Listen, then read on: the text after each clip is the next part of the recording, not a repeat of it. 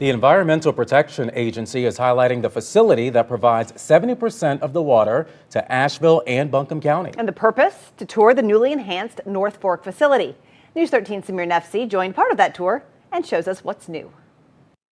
Asheville's water infrastructure taking center stage after the rehabilitation project here at North Fork Water Treatment Facility caught the eye of Radhika Fox with the United States Environmental Protection Agency. Now the project gained national attention, and she says it highlights the importance of ongoing infrastructure needs. It's stunning, and the way that Asheville is really focused on investing in making sure that everyone has clean, safe water. Aside from the breathtaking views, the dam, originally constructed in 1955, has needed significant improvements to ensure the viability of the area's leading water source. We basically dug out the hillside right here. Improvements across the board, from support walls for the dam to the original spillway and the construction of an auxiliary spillway, which racked up about a $43 million price tag. There's been a lot of forward thinking when it comes to looking at the infrastructure needs of this area. The Assistant Director of Water Resources says it all comes down to meeting the demand against an aging infrastructure. We're getting more rain quicker,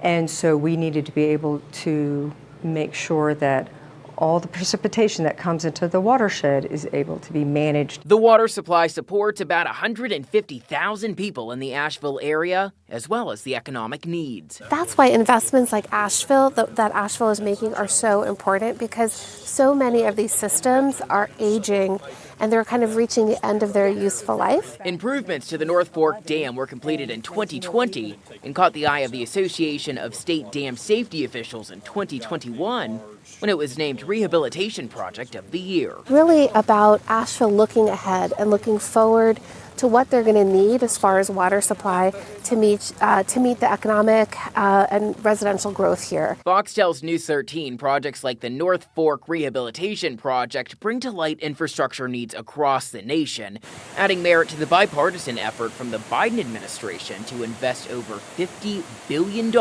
in water infrastructure. Critical. It's absolutely critical. And, you know, most people, they don't actually think about water infrastructure, right? They turn on their tap and clean water comes out. Visser says water infrastructure continues to be a top priority across the state, with $1.6 billion just being allocated in the state's budget. Whether it's dirt brought in from muddy paws or shoes or coffee or red wine spills, our carpets take a beating over time. Consumer Reports says if it has been a while since you last cleaned a high-traffic area in your home, like me, a quick vacuuming likely won't cut it. News 13's Jennifer Emmert explains how a good carpet cleaner can help bring new life back to an old rug. Sonia Fujimori's dog Midnight loves lounging on rugs, carpets, and the sofa. But doggy cleanup can be challenging. He has a pretty sensitive stomach, so he has vomiting episodes from time to time. To keep carpets looking great, vacuum them weekly. But often in high-traffic areas or a home with kids and pets, that's not enough. You'll likely need the help of a carpet cleaner. But which one is best? Consumer Reports tested 20 machines and found big differences in price and performance. The test is tough, just like the wear and tear on your carpets at home. CR testers went to work replicating heavy foot traffic by spreading a measured amount of red clay on light carpeting. It's then sprayed with water, and the clay is embedded into the carpet with a 40-pound iron roller and left to dry overnight. We have the cleaners make 8 cleaning passes over the carpet, then 8 passes to suck the solution out. Which carpet cleaners are worthy to work on your carpet? The Hoover Power Dash Pet for about $100 is a best buy. It does a very good job pulling moisture out of the carpet after cleaning, so there's less dry time. What if you have area rugs and want to do some spot cleaning, including fabric upholstery? CR tested 2 portable cleaners made by Bissell, the Little Green Portable Carpet Cleaner and the Little Green Pro Heat Portable Carpet Cleaner, a similar machine that includes a stairs tool. The machines were compared to 2 Resolve fabric cleaning sprays. They spot cleaned stains on chairs, carpeting, and car upholstery, and also pitted the machines against the spray on carpet samples with 8 tough stains. In the end, both Bissell models did a better job than the Resolve sprays. But keep in mind that in many cases, a clean spot will stand out if you don't clean the entire surface, and these machines made it easier to do that. If your heart is set on carpeting, one of these little helpers might become your new best friend.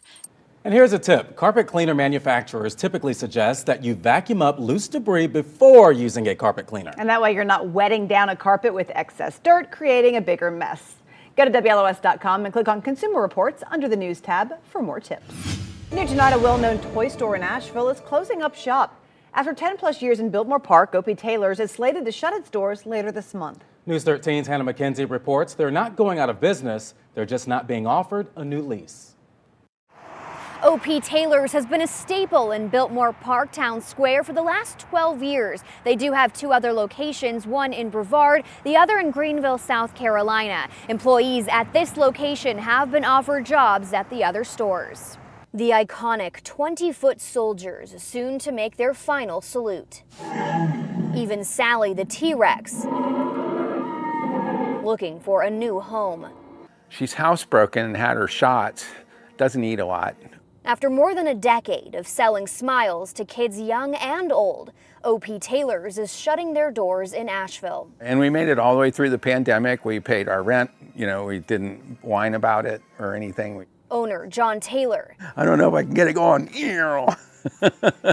Telling us Biltmore Farms, a developer of Biltmore Park Town Square, opted not to renew the toy shop's lease. We didn't want to leave the park.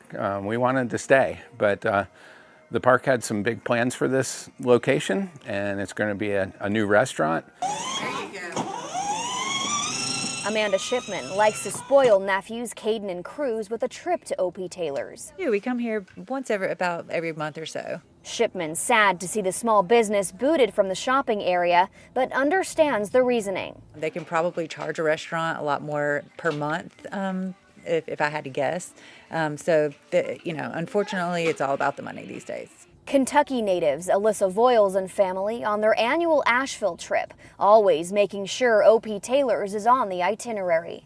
This is their favorite stop, is the toy store with the big toy soldiers. From now until their last day, April 16th, they're offering 20% off store-wide. Taylor hasn't ruled out opening a new Asheville location, but until then, he's cherishing the memories made here. You're making me cry now. I mean, we were family. Everybody that came by for the last 12 years is family.